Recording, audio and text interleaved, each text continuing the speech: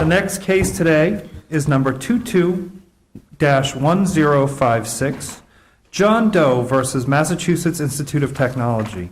At this time, Mr. Byler, please step up to the microphone and introduce yourself on the record to begin. Mr. Byler is trapped. Good morning, Your Honors. May it please the Court. Good morning. My name is Philip Byler, representing the plaintiff appellant, University respondent John Doe. I would like to reserve 2 minutes for rebuttal. You may. I'm here to seek reversal of the District Court's denial of pseudonym status to John Doe and to the University complainant, Jane Rowe, who were parties in a sexual misconduct proceeding at MIT. The reversal should occur because, as reflected in the case law in the last 10 years... Let me ask you, you say you're also representing Jane? Not representing, I'm saying that the pseudonym status was sought for both John Doe and to Jane Rowe, both. But she's and that's not... the standard treatment, standard practice that we do in this field. Okay, but your client is seeking for both the pseudonym. Oh, yes. But Jane Rowe is not seeking or intervening or has asked MIT well, to... she has, I mean, but we seek this because just in terms of having effective pseudonym treatment, you need to have both. And in fairness, quite frankly, universities usually go along with, if not support, the pseudonym status motion because they want Jane Rowe protected by pseudonym status as well. And Okay, so but when we make a motion from the outset, we include both. Okay, but would you have standing to seek on behalf of Jane Rowe? I don't think so. It's never been questioned by any district court. Since the briefing in this case, I did 2 pseudonym motions. Rochester Institute of Technology and Hamilton College, both went along with, did not oppose pseudonym treatment, in which I had sought both for the John Doe and the Jane Rowe. It's just never been questioned because to have an effective pseudonym treatment, you really need both the university complainant and the university respondent covered. And in the Dartmouth case, the judge noted that the complainant would be, university complainant, would be covered by pseudonym status, and so that she would be protected as well. So I understand technically the standing issue. In terms of practice, it's always been sought that both the respondent and the complainant be covered by any pseudonym status. So in a sense, it's not a standing issue. It's whether if your client gets it, it should be fair unless the other party says, I want to be identified. That's just common. Okay. Let me also ask you, if you're familiar, on July 7th, a panel of this court in case John Doe's versus the Governor of Maine, the opinion was authored by Judge Lynch, and it talks about pseudonymity, and the court, the panel, Judge Lynch wrote, there's a strong presumption against pseudonymity, and she's citing most, all the other courts that say that. Can you, if you're familiar with that case, can you distinguish it? No, I'm not. That was just recent, but I have to say that all these cases, I mean, look, this is the standard practice in the field. You have 7 Court of Appeals decisions assuming pseudonym status. I think Dovey Purdue, Judge Barrett well knew pseudonym status, but you have a whole area where pseudonym status has been recognized using a multi-factor test. Well, when you say, excuse me, counsel. Yes, I'm sorry.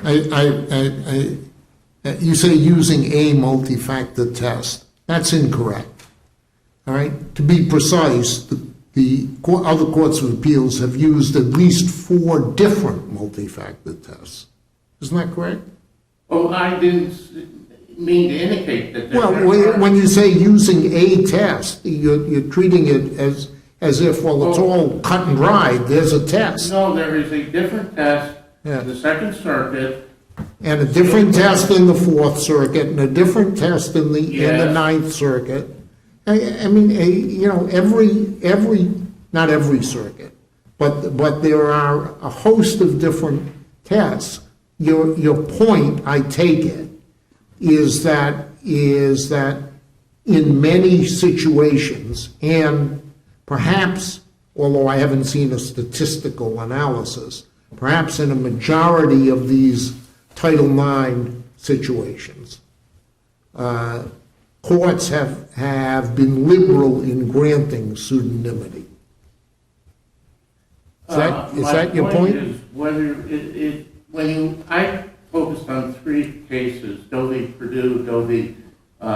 Colgate, and Doe v. Dartmouth. And two of them, Doe v. Purdue and Doe v. Colgate, used the Second Circuit sealed plaintiff test. Doe v. Dartmouth used the Third Circuit Doe v. Meglis test.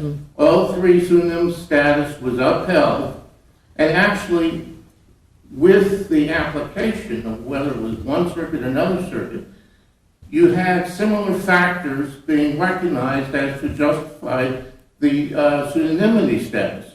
There was, you're revealing personal, intimate information. There's reputational injury to the plaintiff while he's seeking to clear his name. This undermines the purpose of the case, quite frankly. There is a chilling effect, a deterrence of meritorious cases. But what you've just said is true of many types of litigation apart from Title IX litigation. Where by filing suit, every time you file a personal injury case, you reveal personal information. Well, wait a minute. One of the points I make in my briefs, and I think I do very clearly, is that these university sexual misconduct cases are different because it's a confidential process. And therefore, what you're doing with pseudonym status is to preserve the status quo of anonymity. That's not true in other cases. There's not a ubiquity of risk of reputational harm. Excuse me, in these areas. Excuse me, counsel. Your client's not suing under Title IX. What difference does that make in this case? I'm sorry. Your client is not suing under Title IX. Does that make a difference? Your client hasn't acted within the Title IX time limits. Therefore, his suit is not a suit brought pursuant to Title IX. Does that make a difference? That does not make a difference. The subject matter is, I'm sorry, I think I have the worst hearing, and I lost one of my hearing aids when I took off my mask. I apologize. It does not matter because, as you see from the cases I cite in the briefs, there's both Title IX and breach of contract. The point is the underlying claim still deals with a challenge to the sexual misconduct proceeding at the university. Usually it's done under Title IX, but it's also sometimes done both under Title IX and breach of contract, sometimes just breach of contract. In this case, happens to be that. But it's the same basic problem of challenging the university process. And so whether it's Title IX or breach of contract, it's, it does not matter. All right, let's try another question. The standard of review here, do you agree that the standard of review is abuse of discretion? No, I think it should be de novo legal, but when I say it matters, it doesn't matter. Excuse me. Counsel, I don't really much appreciate it when you talk over me. I apologize. Right? Well, you should. All right? You say you think it should be de novo. Can you cite me a case where de novo review has been applied rather than abuse of discretion review to a request for pseudonymity? What I cite on cases... Can you cite me a case? Yes or no? No. However... I can probably cite you 50 cases where abuse of discretion review has been applied. So on what basis are you arguing that we should apply a different standard of review?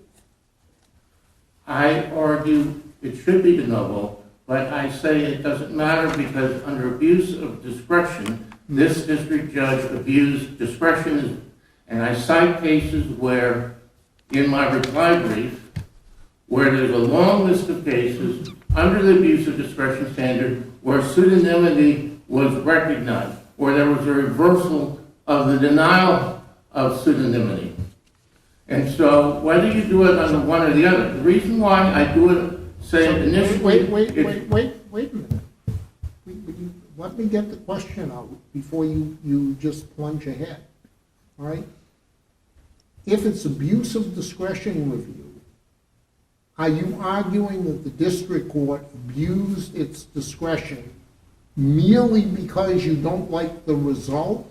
Or is there some specific finding or statement or approach that the district court made or took that you claim was in abuse of its discretion? Abuse of discretion because of how he approached the whole question.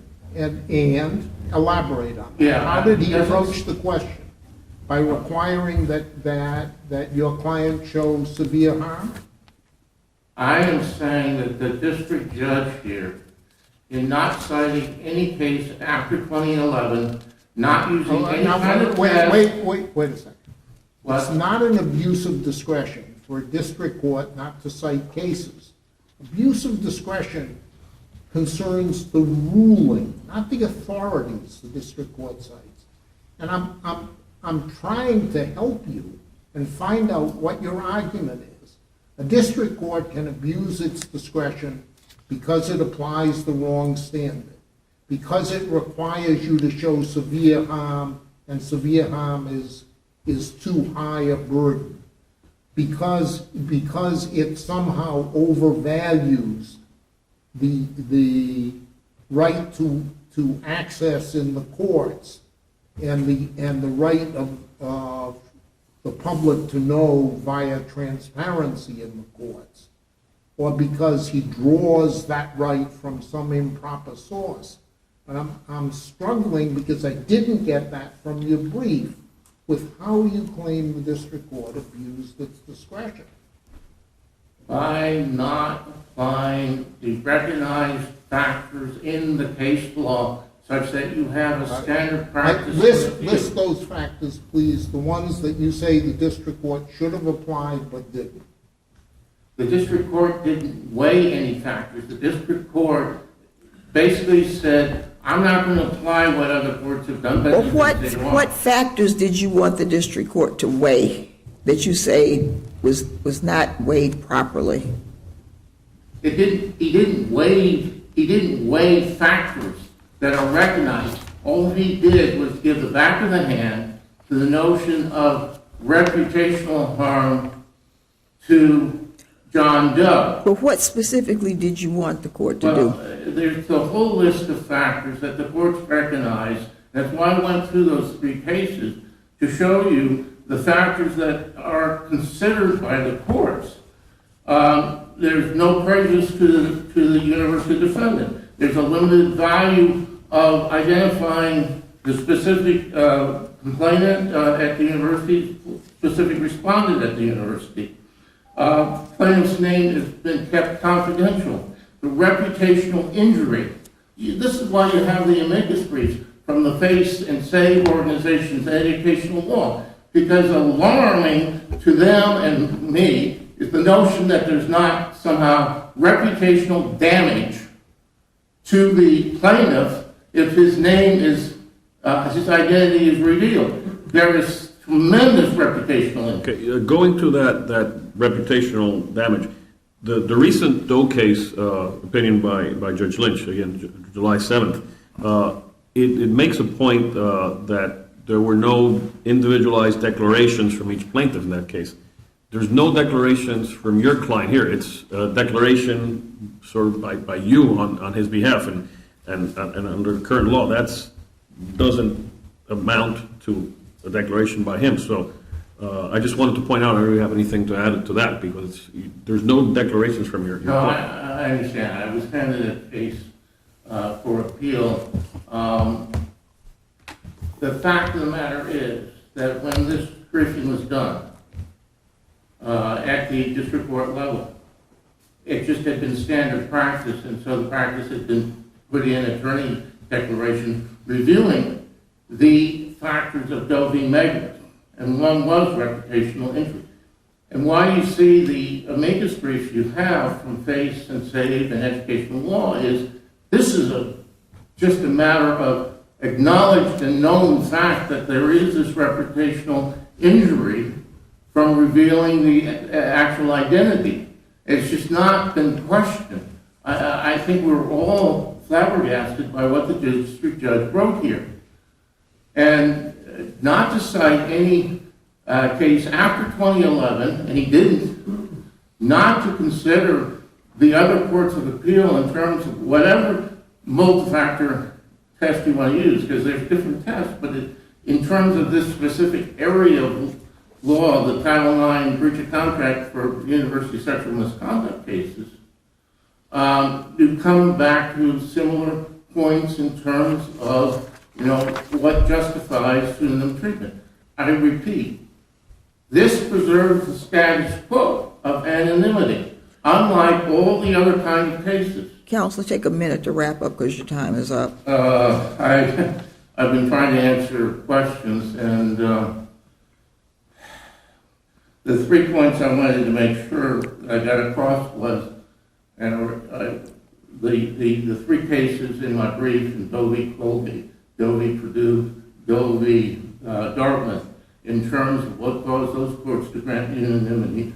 2, what I just mentioned, the university cases being different because you're preserving the status quo of anonymity, not true in any other area.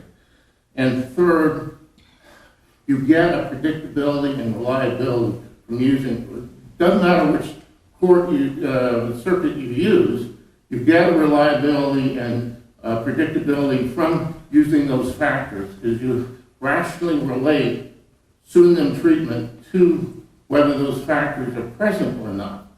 The notion that there's just a presumption against pseudonymity doesn't resolve it, because you always have the question of pseudonymity. Roe v. Wade has been in the news. That was the case where pseudonymity was recognized. So it is always must be a question that's recognized, addressed, and just saying. So do you want there to be? Do you want this to be applicable in every sexual assault case?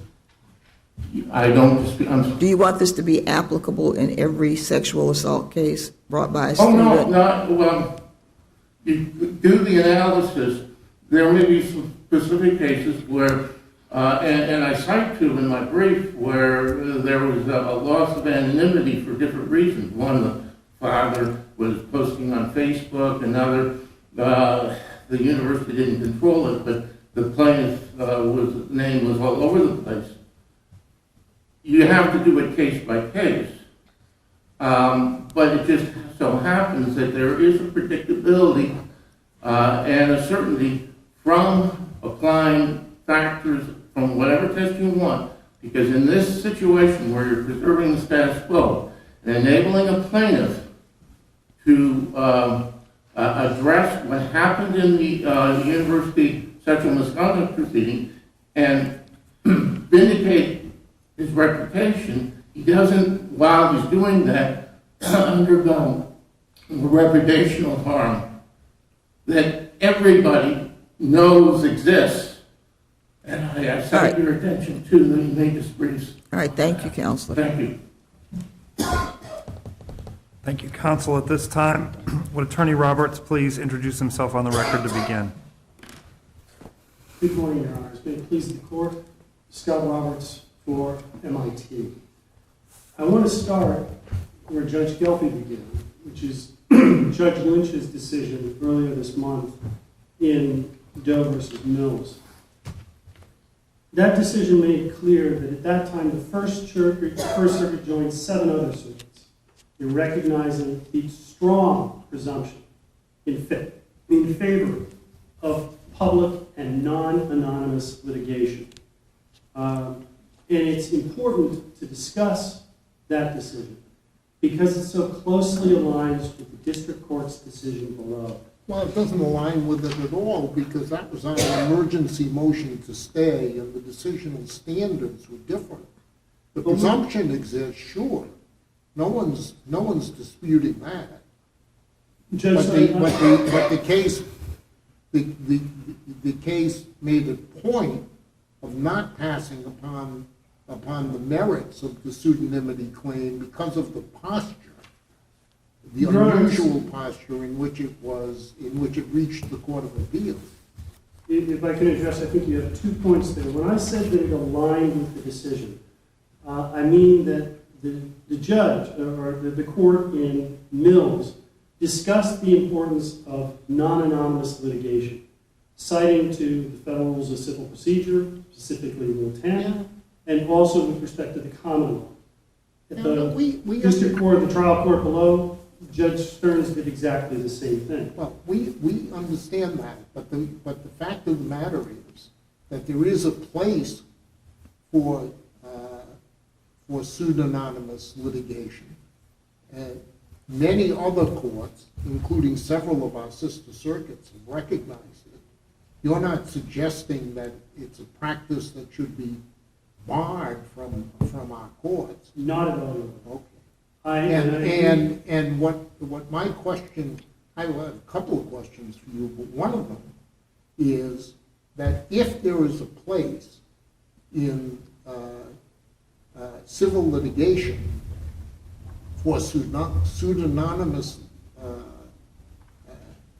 plaintiffs and defendants, why isn't the paradigmatic example the Title IX environment where the United States Department of Education and Congress have granted that type of anonymity to the parties in all of the underlying proceedings, all of the proceedings before the university?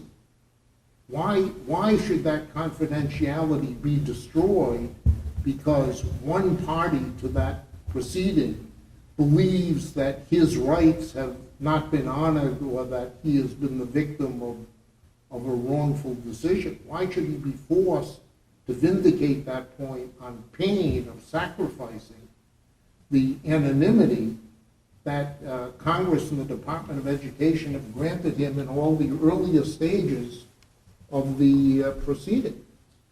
I want to address first, Judge Selye, what happens at the college level. Because what happens at the college level, typically the institution will treat matters as confidential. The university has no choice, really, under the Department of Education regulations. You make that statement as if the university is giving a benefit to the respondent who's charged with misconduct. It has no choice. I do disagree with that. Yeah? There is nothing in the Department of Education regulations that would require anonymity or confidentiality.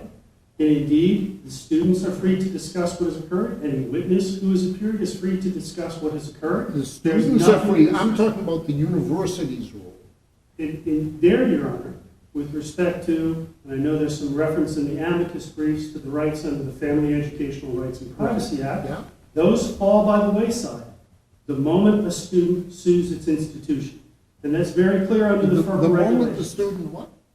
They fall by the wayside Yeah. as soon as the student sues the institution. Under 34 CFR 99.31, if a student initiates legal action against an educational institution, the educational agency or institution may disclose to the court the student's educational records that are relevant for the educational institution to defend itself. And you read the provision, may disclose to the court, that they may make a public disclosure despite the other provisions of FERPA? That is correct, Your Honor. That is exactly what FERPA provides. I would be interested, you can send us a 28J letter. I'd be interested in what case law you have to validate that interpretation. Certainly, they may disclose that to the court, but I'm used to seeing that in a sealed filing. All right, Your Honor, if that is what Your Honor would like from that, I'm more than happy to provide that. Yeah. At the end of the day, I do want to go back to the second part of this, which is what happens when we come to court? Well, There does the, is- does the so-called victim know that you're not objecting to the disclosure of her name? Your Honor, as Judge Gelby noted at the beginning, I came here today and am appearing in response to what was an ex parte motion. I've not had any communication with the underlying complaint about what her wishes are in this matter, and I don't presume to know what they are. I do know that in this case, the nature of the allegations that have been brought are purely procedural. They are contending that the college did not comply with its contract, that the college did not do what it was supposed to do. Yeah, but the details of the sexual assault are going to necessarily come out. And if you're saying that you haven't consulted and it's irrelevant to your decision, then that's fine. But it just seems to me that she would want to know that this is going to be public. And in situations like that, Your Honor, complainants have and do come forward and seek their own reasons for anonymity at this point. But she's not a party to the case. She doesn't know what's going on unless somebody's told her. I agree, Your Honor, but I can't stake out a position that would require us to say that the complainant can't be named or that the complainant shouldn't be named. I'm not here representing her. Okay, but that until counsel raised it, and I asked the question, and he said he was technically on, even though he doesn't represent her, but he did bring up a point because even, let's assume we rule in MIT's favor as to the plaintiff, there's still that victim. And again, I'm not saying the plaintiff doesn't deserve or not ultimately anonymity, but that victim hasn't been heard by the district court. Again, it could be, she could have graduated, knows where she's employed, and all of a sudden it comes out publicly, that could harm her. She hasn't had the opportunity, his client has. And I don't disagree with anything that you So I think we should perhaps focus just on his client right now, and again, that might be an issue before Judge Stearns for another moment, where she has the opportunity to. I agree, and I do know of situations where people have sought discovery from complainants in the past, and the complainants have filed their own motions for protective orders with respect to the disclosure of their identity. Well, do you agree that Judge Stern's motion, his decision is applicable to her identity also?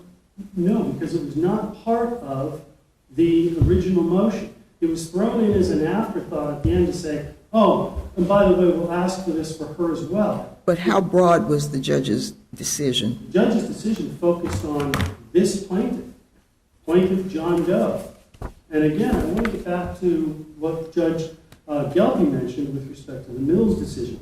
Because the reason I think it's important about the decisions aligning is that what Judge Stearns looked at, what the district court looked at, was whether or not in this case, this plaintiff had demonstrated a fear of severe harm. He recognized correctly that granting pseudonym status is exceptional. And as Judge Lynch just indicated in Mills, it presents a very high bar.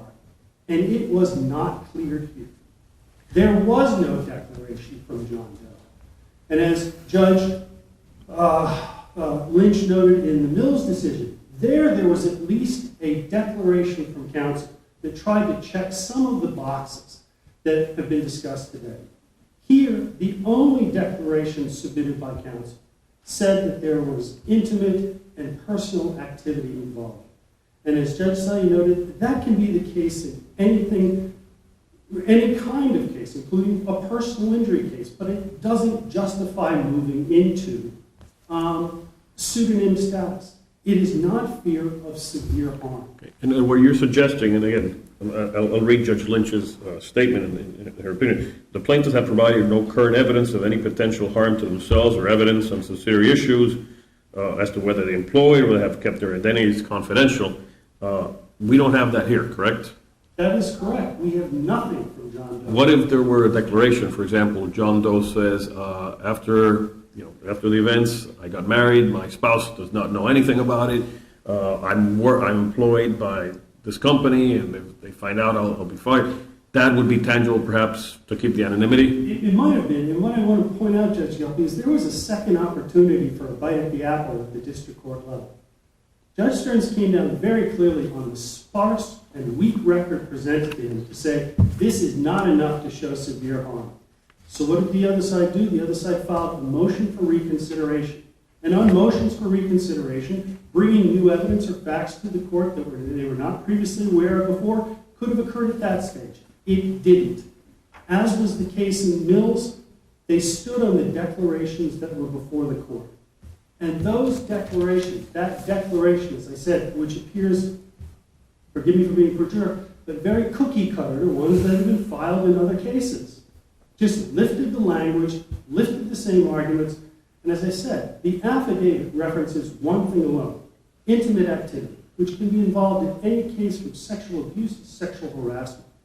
It said nothing about any of the other factors. So in other words, if the plaintiff had used the standards from the other circuits as a template to put together an abuse of discretion packet for Judge Stearns, then the outcome could have been different. It might have been, Your Honor, and here, there's been the suggestion that Judge Stearns somehow erred in not applying, as Judge Sully noted, the many multiple factor tests that are used in different circuits, from Indiana to New Hampshire from Indiana to the Third Circuit, to the Second Circuit, to the Seventh Circuit. But as Judge Lynch said in Mills, we don't have a multi-factor test in this circuit. And in that case, she made it quite clear, the court made it quite clear that we had not formulated that test and declined to formulate a test. Yes, because she had a motion to stay posture. She declined to try to formulate a test because the case wasn't being heard on the merits. Agreed with that. That Should we- doesn't mean that this panel may not see its proper place as being to try to bring some clarity to this. I have a question which is a little off point, Mr. Roberts, but I have to admit that I'm curious about it. What is the prejudice to MIT? Why are you fighting this motion so hard? Well, Your Honor, I think the prejudice to MIT begins with it's fundamentally unfair for a plaintiff to stand up in court and accuse an institution of wrongdoing. And here, Well, but that's going to happen regardless of whether the plaintiff is named or not. And MIT certainly knows who the plaintiff is and has his records, etc.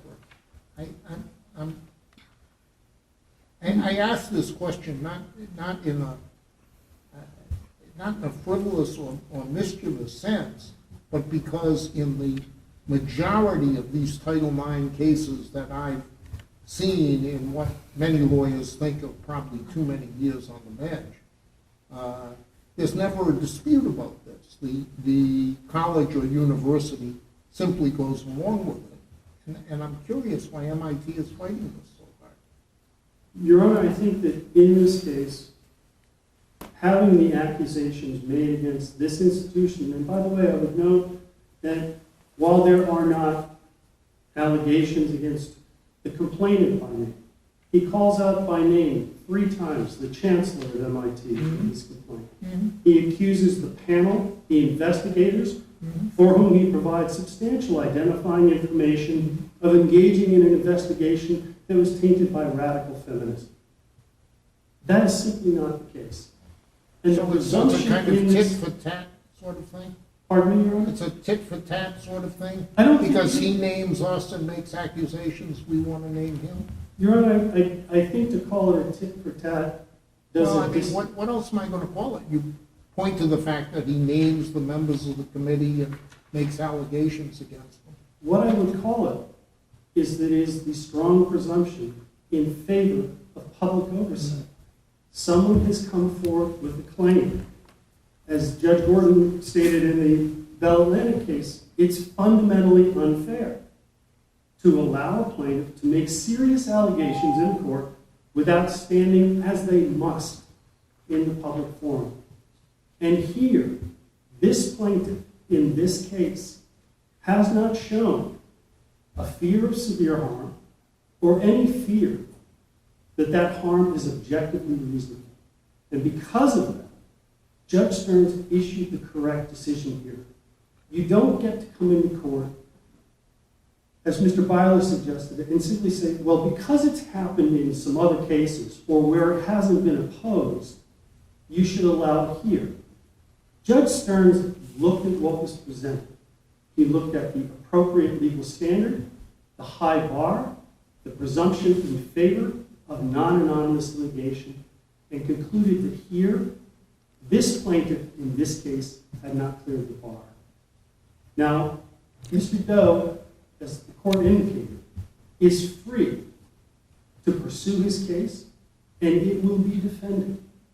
He has not said, as was the case in Mills, as some of the plaintiffs indicated, that he will walk away from this matter, that he will not litigate it. I expect that he will come forward and litigate it. But this is a court. This is a court where things are. But just to be clear, you want us to be pretty specific in limiting our decision to the facts of this case. In other words, MIT is not going to take a decision that in every case it's going to object to pseudonymity. No. For the very You don't want a bar. Not at all. In Your Honor, let's assume there is a case where someone comes forward and says, if my name is disclosed, in this case, it will jeopardize my immigration status. And I have had that occur in cases before. It will cause a different problem and a different domino will fall. What doesn't happen and what shouldn't happen is to just give some sort of blanket exception, which is effectively what I think is being sought here. That any time someone's a respondent in a case in an underlying institution, they should be entitled to proceed as John Doe or Jane Doe. Your Honors, I tried a case here a year ago, Title IX breach of contract case, where the young man came forward under his own name. We litigated under his own name. He sued the complainant for defamation in his own name. There are ample cases in which people make that decision to come forward in their own name. It is not a blanket rule. This case should not create a blanket rule. Let me ask you one last question. The standard here is abuse of discretion, and as we've recognized, and Judge Lynch recognized, there's no formulated test in the First Circuit. So there being no formulated test, would that be in MIT's favor? There's no abuse of discretion. Well, I think so, Your Honor, if I understand the question. What Judge Stearns did was apply a two-part inquiry: fear of severe harm and the objective reasonableness of that conclusion. That is the same standard that is used in the Mills case. I think the judge has clearly explained his decision on that record, sparse though it was. So I see no basis here to say that the judge in this case abused his discretion, particularly given the high standard and the presumption against pseudonymous litigation. Thank you. Thank you. Thank you. At this time, Attorney Byler, please reintroduce yourself on the record to begin. You have a 2-minute rebuttal. Yes, Philip Barlow, representing Plaintiff Appellant University Respondent John Doe. I want to make some quick points. One, your rights don't fall by the wayside when you bring a lawsuit. Doe v. Colgate is one of the cases that I focused on. Talked about due process being protected by the pseudonym status afforded. I think due process is a constitutional interest. The notion that you bring a lawsuit, all your rights fall aside, no. The pseudonym status is to enable individuals to vindicate rights, to vindicate their reputation so they can go on in life. Two, the original application gave the Doe v. Meglis template. It also cited Doe v. Dartmouth. And the district judge ignored and refused to apply Doe v. Meglis and totally ignored Doe v. Dartmouth, which upheld pseudonym treatment. That's precedent in the First Circuit, albeit at the district court level. Upheld pseudonym status on the factors of the Doe v. Meglis Third Circuit test. On reconsideration, the point about Jane Roe was presented saying, look, we're seeking protection of both John Doe and Jane Roe. yes, we don't represent Jane Roe, but we're concerned about protecting pseudonym status. Dovey Dartmouth talked about the interest of protecting the university complainant. It happened to be called Sally Smith. And she was also protected, and that was a reason to grant pseudonym status. That's a precedent within the First Circuit, totally ignored by the district judge. One of many reasons why he abused his discretion. Let me ask you, why weren't there any sworn statements or affidavits by your client presented to Judge Stearns with the specificity as to his harm? No court that we knew of required a declaration by the individual. If there were a rule, certainly we would be able to supply, and nobody could question about the severe reputation. This guy's a software engineer, albeit without that MIT degree. Yes, he would be hurt, and anybody who thinks that if you're identified with sexual misconduct findings, that's not going to hurt you, they are totally mistaken. It is a fact of life that we deal with in all of our cases.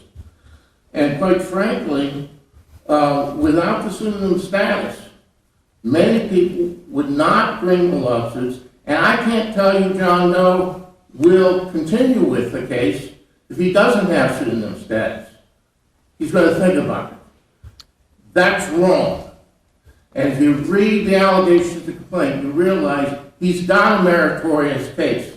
He shouldn't be denied his MIT degree. That's what's at stake here. He was just a few weeks away from graduation. And so for him to be publicly identified, it's just sort of obvious to us that, that harm would exist. If there's a rule out there, or if you would say on remand, supply the affidavit, that can be done very quickly. That can be done very quickly. But you've seen the amicus briefs from FACE and from SAVE and from educational law attorneys, because there was this alarmed reaction that anyone would question that there was reputational injury from being identified with university proceedings. And you are just preserving the status quo by giving pseudonym treatment. The Thank you, status Brian. quo. Thank you. Thank you. That concludes argument in this case.